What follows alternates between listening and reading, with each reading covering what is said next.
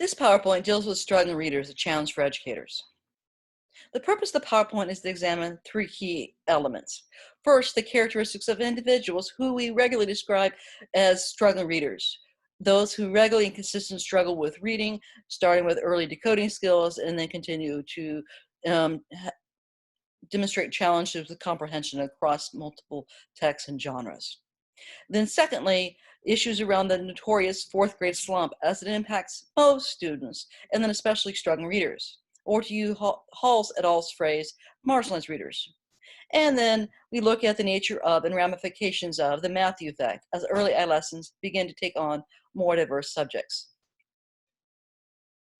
I'm always a little worried when I bring up this image because of the controversy and uncontested nature of the infamous 30 million word gap study. I use it, though, to underscore a pivotal point about the relevance of early oral language development in any language. The oral horizontal axis highlights age in months, 48 months, and the vertical highlights difference in words addressed to the child. Think about frequent middle-class dinners with families sitting down together and talking to each other. Parents and caregivers asking a child about a picture in a book, or talking about their favorite animal as at the zoo. Experiences shared together lead to talking, and talking means more words heard and specifically addressed to the child. And the important thing is that in English, Spanish, and many other languages that are based in oral language, what we hear becomes the basis for what we can say and then later read and write. But as I said, I am still nervous as an educator dedicated to equity and social justice, to reproducing negative perceptions of communities and cultures by referencing the study. NPR does a good job of briefly reviewing some of the major critiques, which includes reinforcement of deficit-minded perspectives. I include the image, however, to support the theorist Bourdieu's discussion of cultural and social capital. Cultural and social capital refer to those intangible things, knowledge base, social networks and connections that help those in power stay in power, and those without stay without. That's also essentially Lindsay Delpit's point in Other People's Children, providing access to language of power. And the point of the study is that words do matter. Words represent ideas and concepts. Oral language provides the basis for written language, grammar structures, and neurological connections in long-term memory that we frequently describe as schema. I repeat here, there's no problem in any child's family, communities, or cultures. Rather, simply the point is, when words are limited, options are limited. So when we speak of struggling readers, researchers usually refer to students who have had trouble with early decoding skills, maybe in part to different instructional approaches, intra-district mobility and transfers, moving from one school to another, or some physiological challenges, ear infections, or other sicknesses. But very few students who actually end up being labeled dyslexic are actually neurologically dyslexic, and we can determine that through MRIs where different parts of the brain actually light up when students are neurologically dyslexic. But nevertheless, they struggle. So it doesn't, in the application, it really doesn't matter whether they are neurologically dyslexic or not. Students who struggle still struggle, and it is painful and difficult. So without a sound foundation in decoding, the brain then has too much work, has to work that much harder to comprehend the text. And many struggling readers will simply give up. Then as reading demands increase as students get older, the gap between struggling and proficient readers increases. This figure is from a research study conducted by McKenna, Keir, and Ellsworth in 1995. Note the decline in both attitudes towards reading from highly positive to less positive as the grades increase and related to both academic and recreational purposes. The study notes the decline is less significant for more proficient readers or other factors that the study notes the decline is less significant for more proficient readers and more dramatic for struggling readers, but there is little significance in regards to race, gender, or class. Reading attitudes decline nevertheless. In other words, and take note, attitude towards readings goes down from day one, grade one. Now, my kindergarten teachers, think about this. Students who are so enthusiastic in kindergarten, they can't wait to begin to read, and some of them are already reading, but all of a sudden, now, as first grade begins to continue, and then in second grade, and some kids are still not making adequate progress. It is hard. They can't just seem to get it. And so what the study notes, so that is competency, but what this notes is that indeed, and it's indeed dated, this is 1995, but there's no indication that this trend has been reversed. Students' attitudes still decline, which then leads to what we often describe as the fourth grade slump. Intermediate teachers everywhere are familiar with this age-old problem we generically describe as the fourth grade slump. But as we saw in the previous slides, the problem doesn't begin in fourth grade. However, a number of physiological, social, and academic shifts begin to occur in the intermediate grades and heighten in middle school. Consider the way classes are structured. Texts are used, social concerns, extracurriculars. The important consideration here is that for most students, that this is true for most students. So then consider how these factors get exacerbated already frustrated students who've been struggling for much of the last few years. Because all these factors combined with often get also combined with teachers frequently low expectations by teachers. Struggling readers know they're struggling. Teachers know they're struggling. So then we get a combination of identification by students and by teachers and lower expectations. And these expectations create circumstances where struggling readers who need the most practice with highly engaging text get less.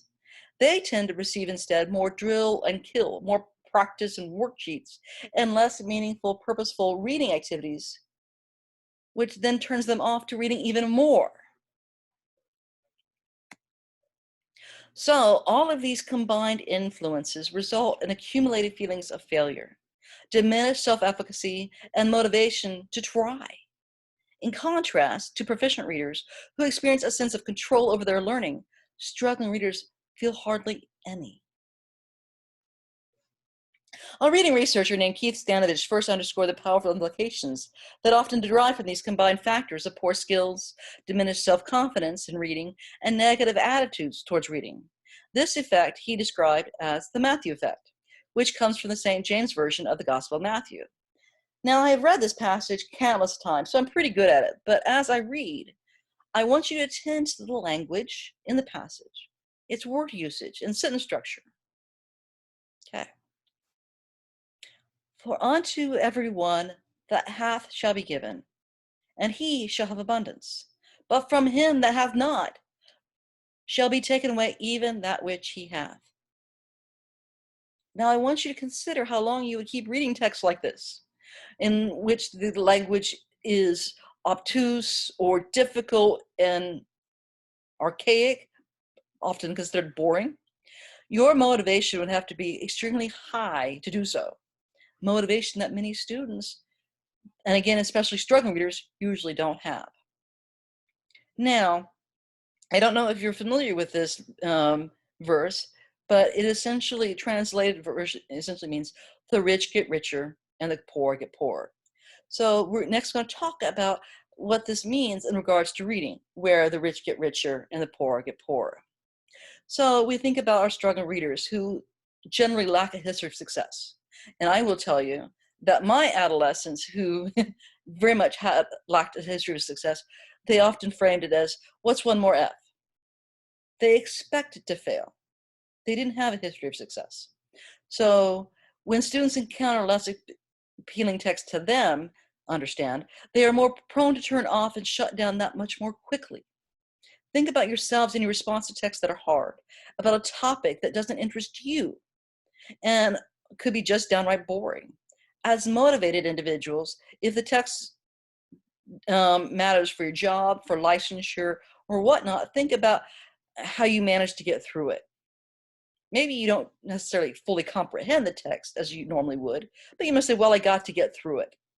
Struggling readers, nevertheless, however, are more likely to sometimes just look at text and say, not doing it.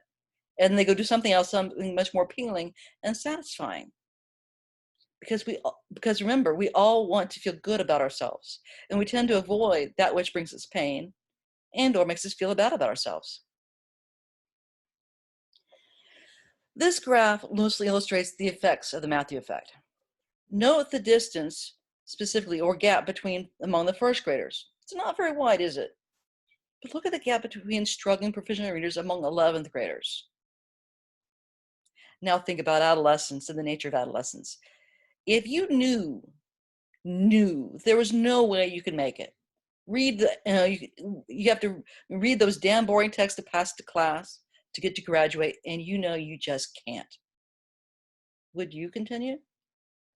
That's the thing that most of the traditional discussion around high school dropouts and often missed. When you frame the dilemma of reading to pass classes, of graduating in this fashion, the decision to stop to do other things outside of school makes perfectly rational sense. Adolescents are smart. They know what's up, what's possible, and what's not. So the final conclusion is not challenging. It is challenging, but it's not necessarily should be surprising. More reading per day produces better reading skills. Children who read about just 5 minutes a day score to the 50th percentile on reading proficiency measures, whereas children who read 20 minutes a day scored at the 90th percentile. What a difference 15 minutes of reading interesting connected text makes. Thus, everything we do needs to be about getting students to read more. But remember, they aren't going to necessarily read more unless we give them texts that matter. They give them texts that are interesting. Think about how many of the texts we use on a daily basis are and are not that. Unfortunately, most of what we do in school encourages instead the exact opposite, in which students read less.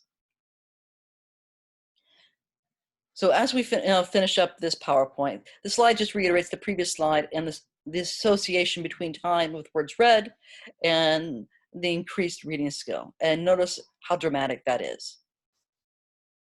In this last slide, I illustrate the interrelationships of skill, aptitude, and self-confidence in the recursive cycle of competence, confidence, and control.